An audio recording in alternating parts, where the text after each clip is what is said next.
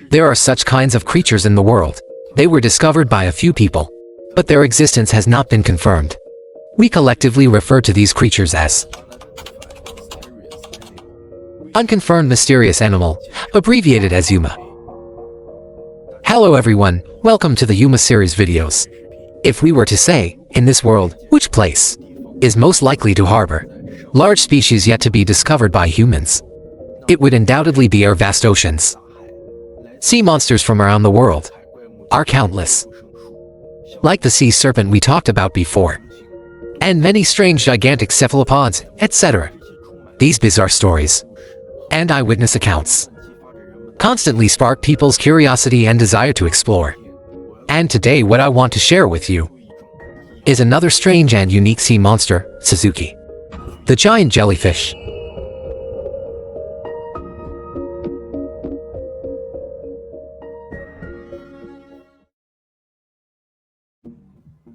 The giant jellyfish, as the name suggests, it can simply be understood as a kind of massive invertebrate, beyond human cognition, planktonic animal. The term itself is generally used to refer to the currently known largest jellyfish species in the world, the lion's mane jellyfish, also known as the disappearing jellyfish.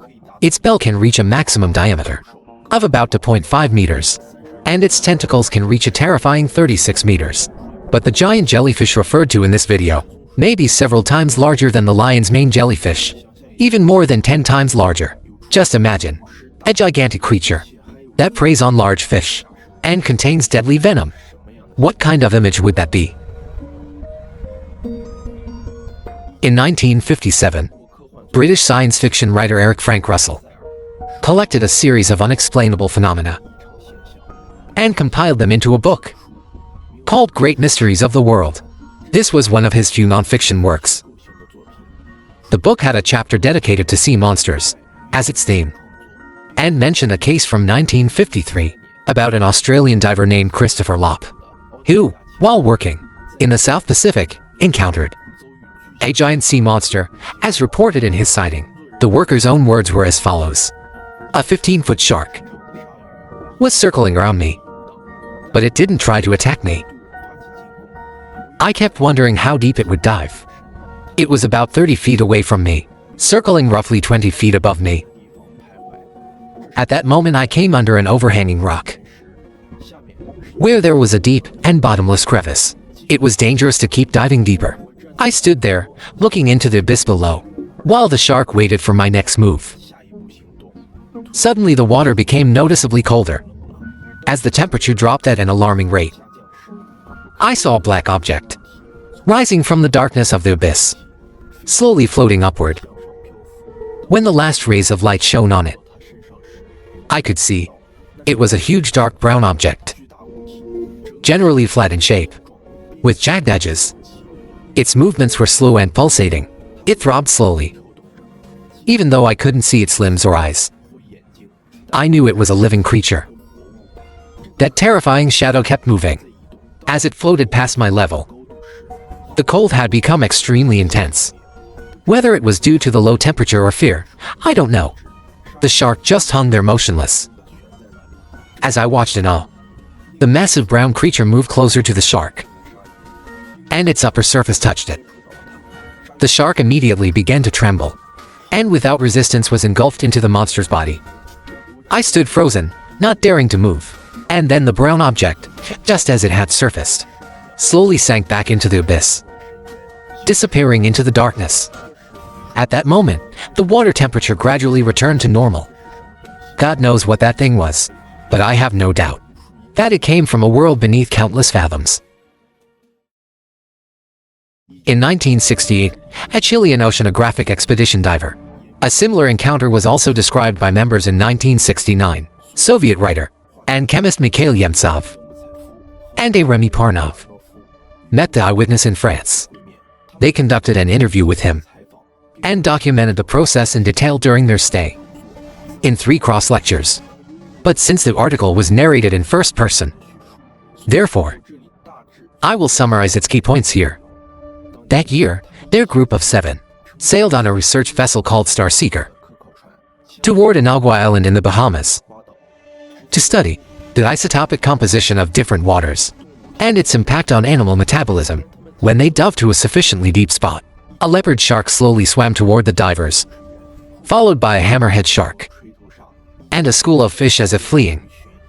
At that moment, something happened. The eyewitness's exact words were these: "Everything happened within a matter of seconds. I didn't even have time to warn my teammates over the intercom about the danger ahead. I saw that thing. A huge brown mass. Its edges dark blue, like a jellyfish, slowly rising from the depths, like a dirty, impenetrable object. It blotted out all the blue, covering everything endlessly as if without end. I feared my size estimate was wrong. Its size clearly exceeded 1 square kilometer. Its trembling, jelly-like body bubbled and flickered, faintly sinking into distant silt. Its edges swayed like monstrous floating membranes.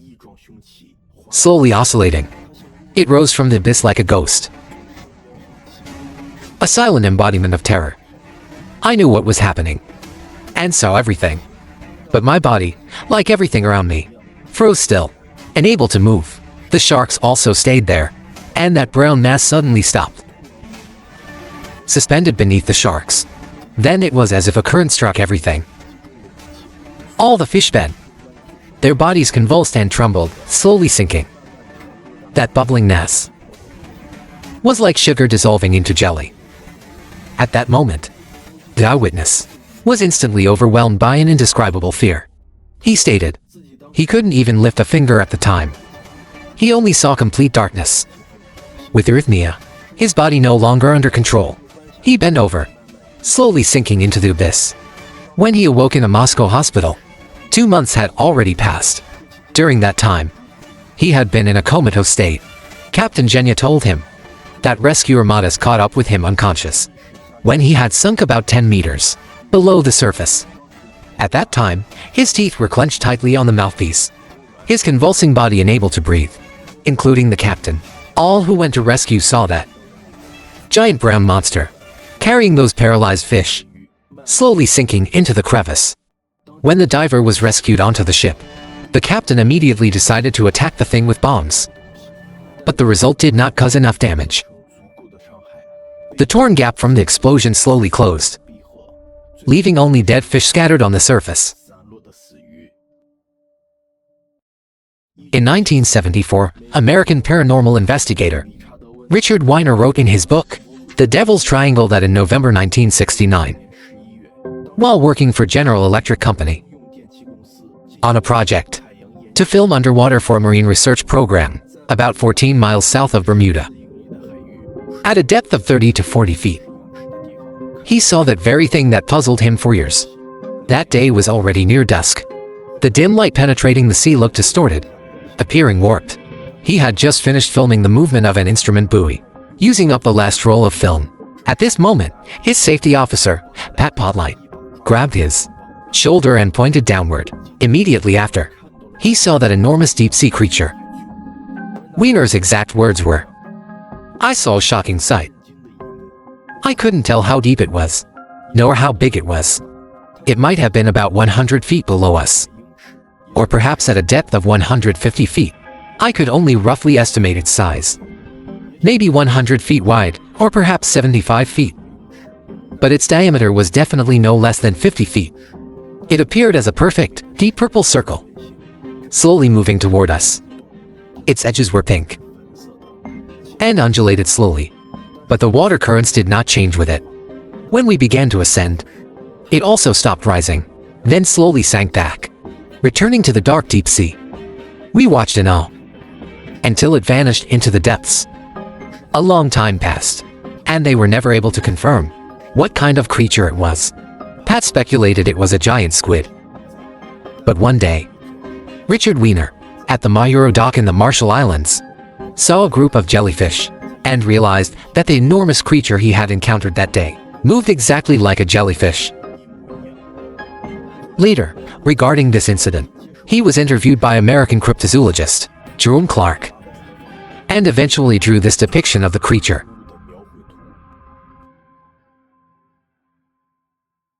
Time moved into the 21st century. Russian journalist and writer Vlad Valeranov in his 2010 work, The Secret Art of the Ocean, described a series of events, including the one above, involving giant invertebrate sea creatures. He mentioned that in May 1990, Russian media was filled with reports of massive marine animal deaths. Environmentalists everywhere attributed this incident to a concealed nuclear accident, or to some country's military dumping chemical agents into the sea. Biologists at the Leningrad Hydrometeorological Institute conducted independent examinations of the carcasses. They concluded that the deaths of these marine creatures were caused by some kind of biological toxin. Within Russia, there was no chemical industry capable of producing such toxins.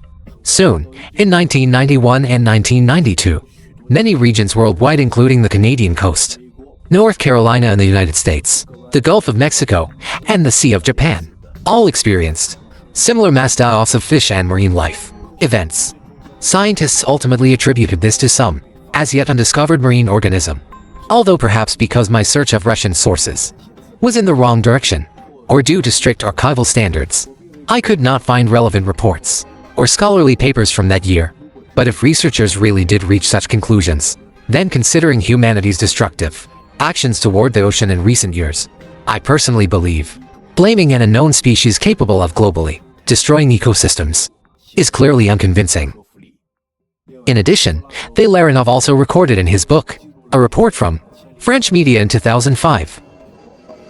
The report mentioned French diver Henry Astor, who signed a contract with a Thai company and was invited to work in the Gulf of Thailand. That day, he and his companion rode a special protective capsule and descended from the mothership to a depth of about 80 meters, only stopping when they saw a school of large fish. At that moment, they noticed a strange phenomenon. From the abyss below, a massive, strange brown object of unimaginable size was slowly rising toward the school of fish. When it reached within 10 to 15 meters of the fish's behavior suddenly became abnormal. Some individuals suddenly became stiff, then flipped sideways, and slowly sank into that brown mass. Immediately after, all the surrounding fish met the same fate. Henry's partner, despite his objections, decided to swim closer to see what was happening. But after 15 minutes, he still hadn't returned. Henry immediately sounded the alarm. When the rescue team descended to their location, they found nothing at all. That massive brown creature had already sunk into the depths of the sea. They couldn't even find the body of that diver. It was never recovered. Above is the related eyewitness report about the giant jellyfish. In fact, regarding the currently known sightings of giant jellyfish, whether what the witnesses actually saw were jellyfish or not, scholars still have differing opinions. Paul Willis, editor of the International Fortean Journal, analyzed in a 1972 issue the sighting event of Christophoropolis in 1953. He wrote an article analyzing it.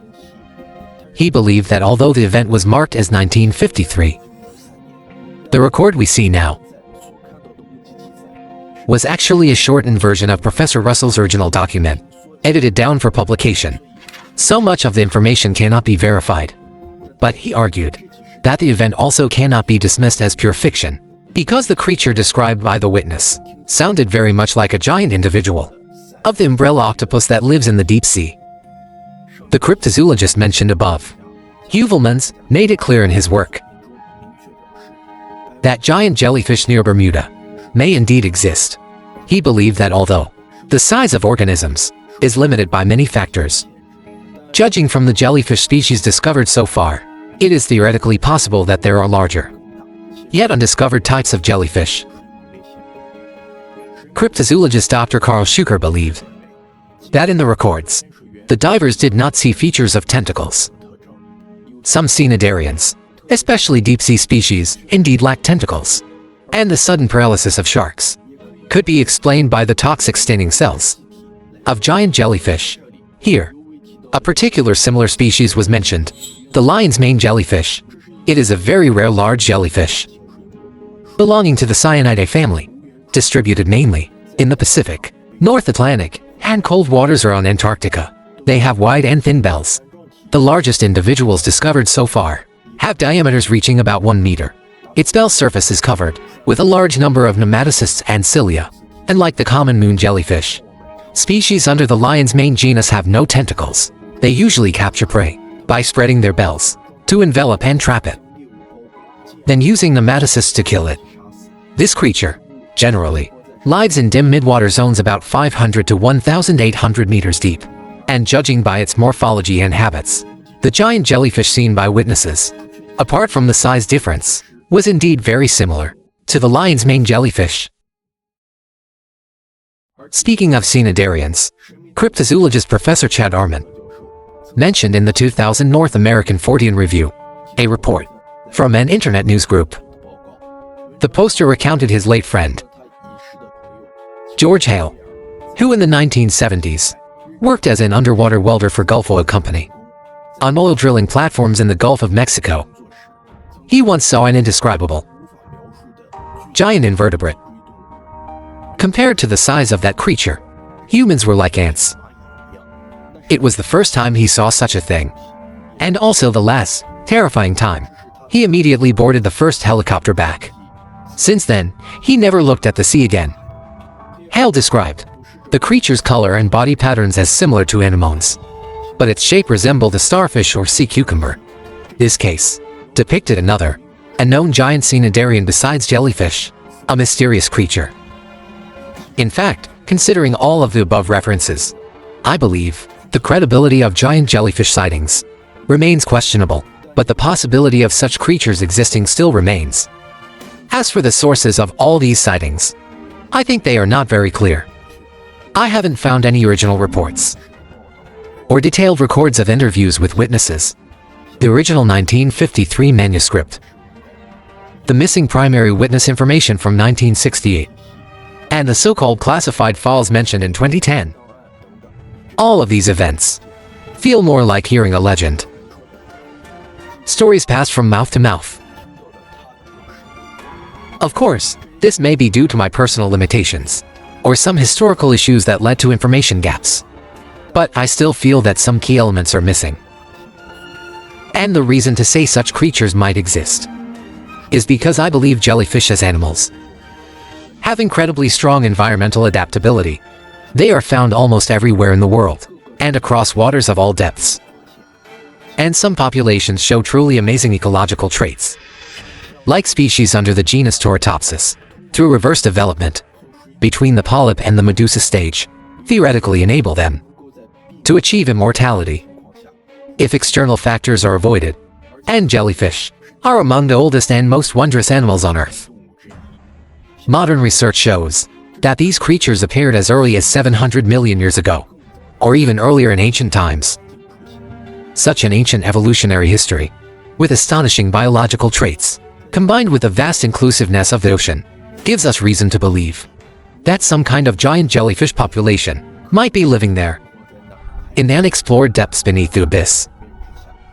Of course, this is just my personal speculation, but I also believe that with the continuous development and progress of human civilization, sooner or later, we will be able to overcome the difficulties and risks of deep-sea exploration, and truly reveal the most mysterious places on Earth. Alright, finally, let me say this again. The unknown will always be greater than the known. And that is the charm of Yuma. That's it for today's video. Thanks for watching.